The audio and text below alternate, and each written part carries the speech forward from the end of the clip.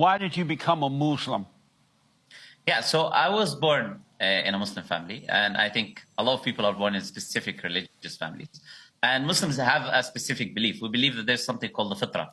Fitra is an innate disposition to recognize the Creator who created everyone. So we believe every human being is born with that. We believe every child is born with that natural disposition called the fitra, to recognize their Creator. So we believe they're initially born to recognize God and to recognize parts of good and bad. So I believe this is how I was born, this is how you were born, and how everyone was born. But the Prophet said, when you grow older, your parents, they influence you. You can become a Christian, you can become Jew, you can become something else. But if you were left upon that natural disposition that we call the fitra, you'll always be upon the position of Islam. You'll be upon a position of submission. Because the word Islam means to submit. A Muslim is someone who submits to the Creator, who submits his will to God. So you're naturally upon that position to submit to the one true Creator, the one true God. So I was born in a Muslim family, but up until I reach, yeah, you want to say something or should I continue? Yeah. So up until I reached the age of 18 or 19, obviously I think everyone gets this existential kind of question, right? Why am I doing here? What's going to happen to me when I die? What's going to happen in the future? And I got the same question as everyone else. And I would say what triggered that question for me was thinking about death, that everything ends.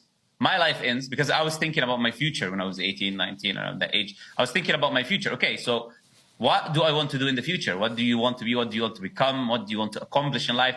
And then when you think about it, that really whatever you accomplish, you're going to end up dying. However amount of money you're going to make, in the end, you're not going to take with you to your grave. Right. However amount of money you have, you're not going to wear more than one outfit, right? So this is what got me thinking into religion.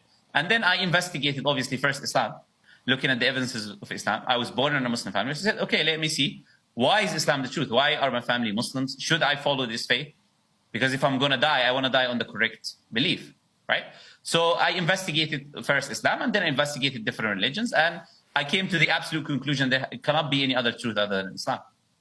Amazing. Allah or the Creator is not a... Yes, Allah is the Arabic word for God. So Arabic Christians, for example, Arabic Christians in Syria or Egypt, they use the word Allah. Because Allah is the Arabic word for God, even though they're not Muslims, but they use the word because it's the Arabic word that we use for God. It is the name of God, right? Allah. So we say, we worship Allah and we say Allah is not human because you use the term man, I think, or human. We don't believe Allah is a human. That's more of a Christian idea, a Christian concept. Not only Christianity, other religions as well. No, it's not a Christian idea that God is a human either. That's not the Christian idea. Are you Christian yourself? I am.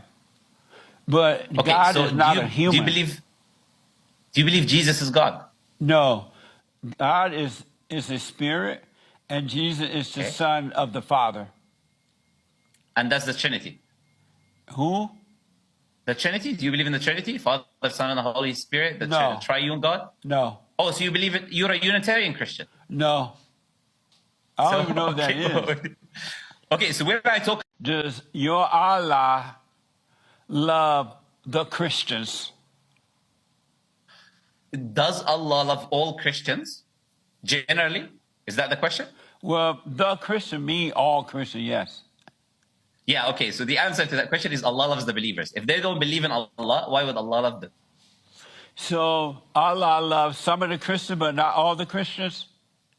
But the Christians don't believe in Allah. Which Christians are you referring to? Those who believe in the Trinity, who associate partners with Allah. If you associate a partner with Allah, Allah doesn't love you.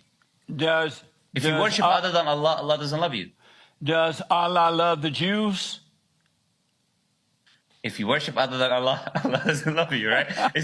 I'm giving you a blanket statement as an answer, right? So if you are a Jewish person who's not a Muslim, who don't believe in Allah, who don't worship Allah, this is the thing, right?